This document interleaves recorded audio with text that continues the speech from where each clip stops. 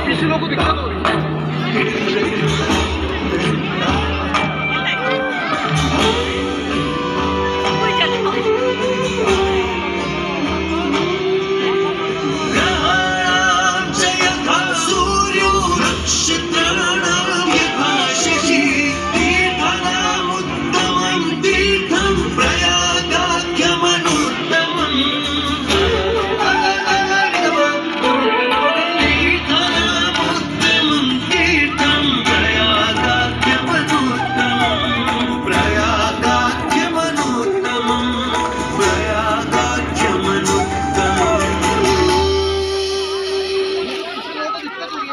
सूर्य ग्रहों में श्रेष्ठ है और चंद्रमा नक्षत्रों में श्रेष्ठ है।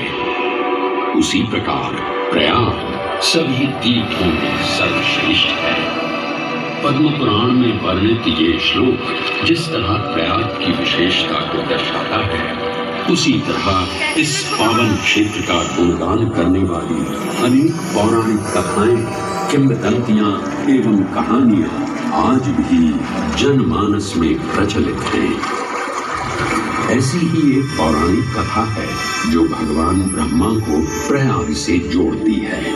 मान्यताओं के अनुसार भगवान ब्रह्मा को यज्ञ करने हेतु एक दिव्य स्थान की आवश्यकता थी, जिसके चयन को लेकर वे बड़ी ही दुविधा में थे।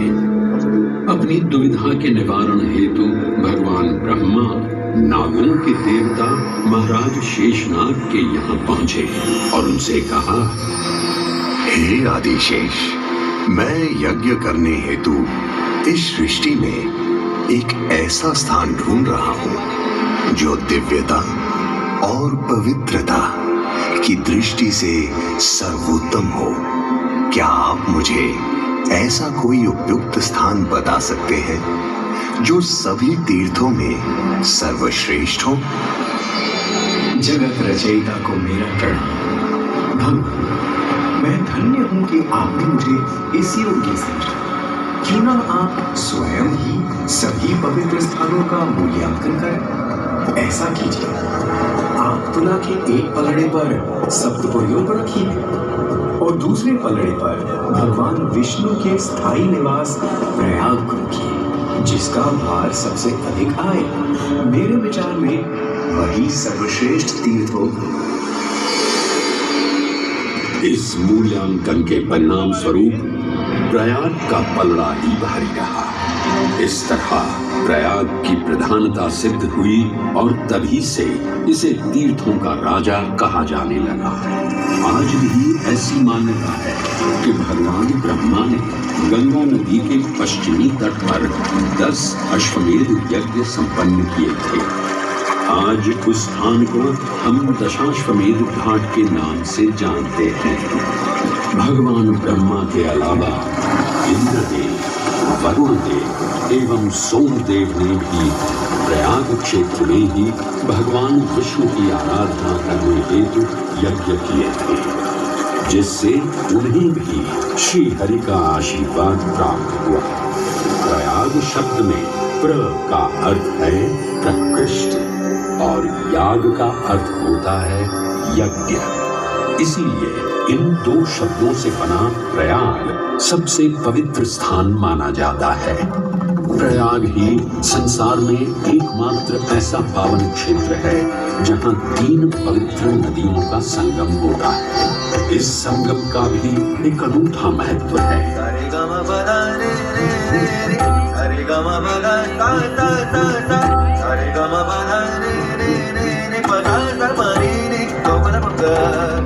गंगा यमुना जैव सरस्वती मुक्ति भागेन संचयः। यत्र गंगा यमुना जैव सरस्वती तत्र स्नात्वा च पीत्वा च मुक्ति भागेन संचयः।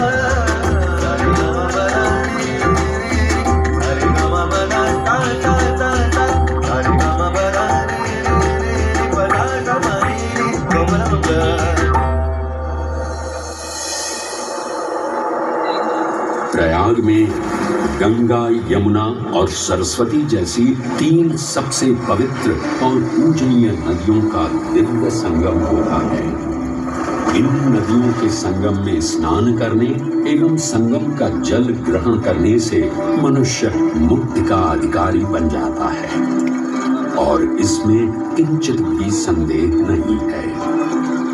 ब्रह्म पुराण में ब्रह्मा जी भी कहते हैं कि प्रयाग में सरस्वती जी अदृश्य रूप में आकर गंगा जी से मिलती हैं। इसलिए इस क्षेत्र को सरस्वती तीर्थ संगम भी कहा गया है। सरस्वती नदी के अदृश्य रूप से मिलने के पीछे भी एक पौराणिक कथा सुनने को मिलती है। ऐसा माना जाता है कि बद्रीनाथ क्षेत्र की गुफाओं में जब वेद व्यास जी भगवान गणेश को महाभारत की कथा सुना रहे थे, तब उस क्षण सरस्वती जी हिम शिखरों से टकराते हुए अपना मार्ग बनाती हुई बड़ी ही तीव्र गति से बह रही थी। सरस्वती नदी के इस तेज बहाव से उत्पन्न होने वाली तेज ध्वनि वेद व्यास जी का ध्यान भंग कर रही। इसलिए महर्षि वेद व्यास जी ने सरस्वती जी से वेद और ध्वनि को कम करने का आग्रह किया, परंतु उनके अनुरोध उपरांत भी जब सरस्वती नदी के वेद एवं ध्वनि में कोई कमी नहीं हुई तो उन्होंने क्रोधित होकर सरस्वती जी को श्राप दे दिया और कहा कि वे अब धरती के भीतर यानी कि पाताल लोक में प्रवाहित होंगी। तब से ये माना जाता है कि हिम समर्थत्व प्राप्त कर चुका था। इस तरह स्वरभानु के कटे हुए सिर के भाग को राहु का नाम मिला और धड़ को केतु के नाम से जाना जाने लगा। माना जाता है कि प्रतिशोध की ज्वाला में ज्वलित राहु एवं केतु सूर्य एवं चंद्रमा पर ग्रहण लगाते हैं। इस प्रकार सूर्य और चंद्र पर ग्रहण लगना राहु और केतु का प्रतिशोध माना जाता है। भगवान विष्णु की ये लीला देख सभी असुर अचंभित हो उठे। इससे पहले कि वे कोई प्रतिक्रिया दे पाते, भगवान विष्णु के वाहन पक्षीराज गरुड़ ने शीघ्रता से अमृत कलश को उठा लिया और अपने साथ लेकर स्वर्गलोक की ओर उड़ चले। कहते हैं पक्षीराज की इस यात्रा के दौरान पृथ्वी पर 4 जगह अमृत की कुछ बूंदें छलक कर गिर पड़ी थी और इन बूंदों से उन नगरों की नदियों के पानी में अमृत जैसे गुण आ गए थे। वे 4 स्थान हरिद्वार, प्रयाग, उज्जैन एवं नासिक है और यही कारण है कि इन 4 नगरों में कुंभ का पर्व मनाया जाता है। ऐसी ही मान्यता है कि एक दिव्य दिवस एक सांसारिक वर्ष के बराबर होता है और पक्षीराज गरुड़ की यात्रा में 12 दिन लगे थे। इसीलिए हर 12वें वर्ष में कुंभ पर्व मनाया जाता है।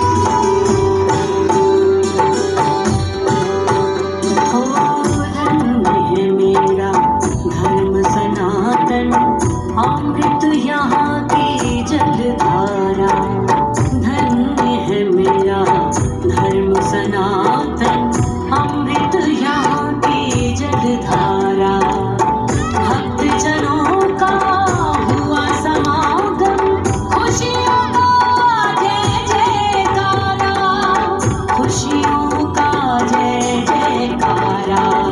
गंगा यमुना सरस्वती का संगम,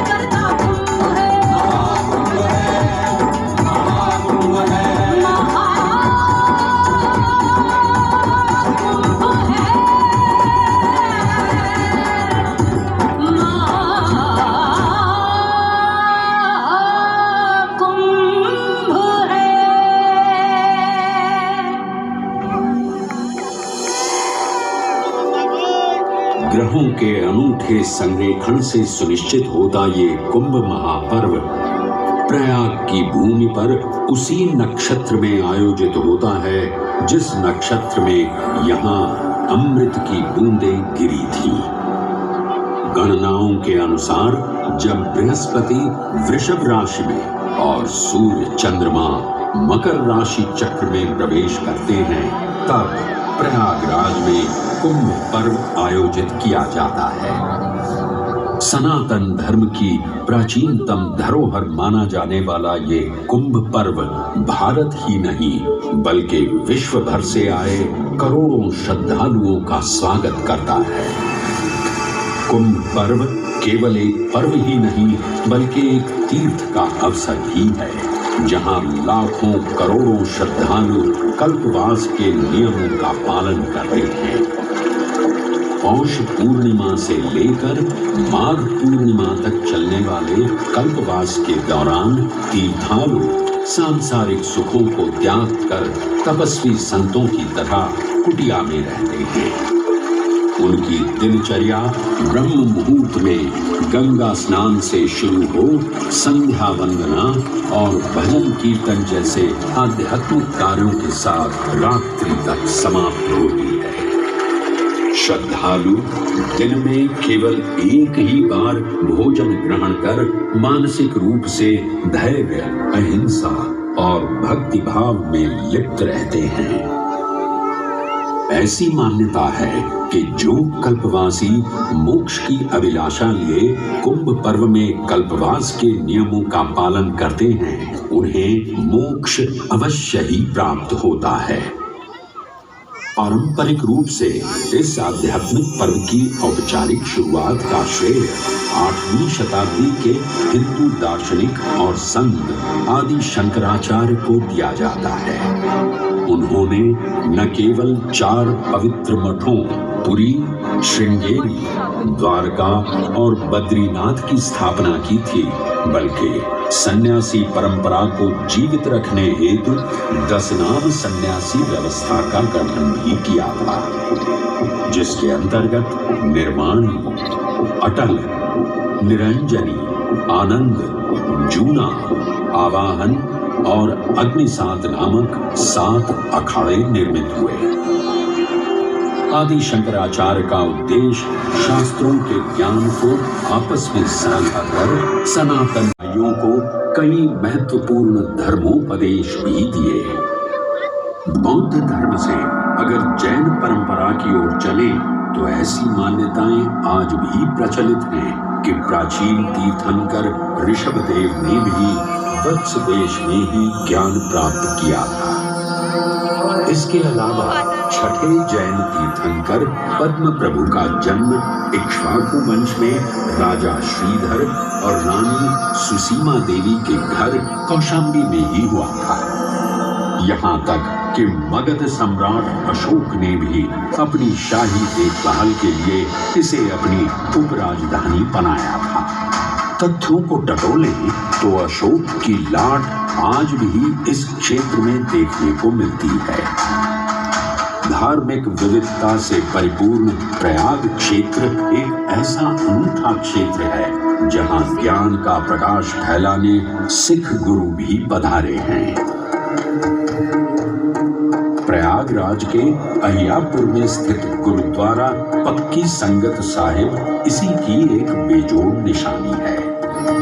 माना जाता है कि श्री गुरु तेग बहादुर जी अपनी यात्रा के दौरान 6 महीने इसी स्थान पर रुके थे। यहाँ वे प्रार्थना और ध्यान करते थे, इसलिए इसे तप स्थान भी कहा गया है। ये कहना गलत नहीं होगा कि त्रिवेणी संगम के तट पर गुरुओं और संतों की शिक्षाओं का अनोखा समावेश है। ये गुरुद्वारा पक्की संगत साहिब इलाहाबाद या इलाहाबाद के नाम से कुछ समय के लिए चर्चित ये प्रयागराज आज भी जीवंत है। धर्म और संस्कृति का अनूठा इतिहास संजोए हुए तीर्थराज प्रयागराज में वेणी माधव, शिव और शक्ति के विभिन्न स्वरूप आज भी विद्यमान हैं।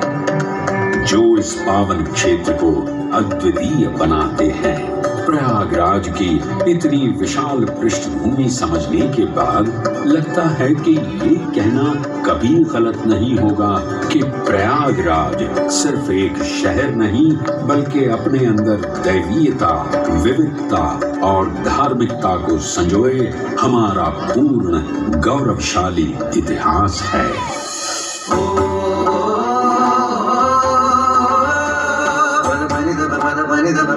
Sa sa sa sa sa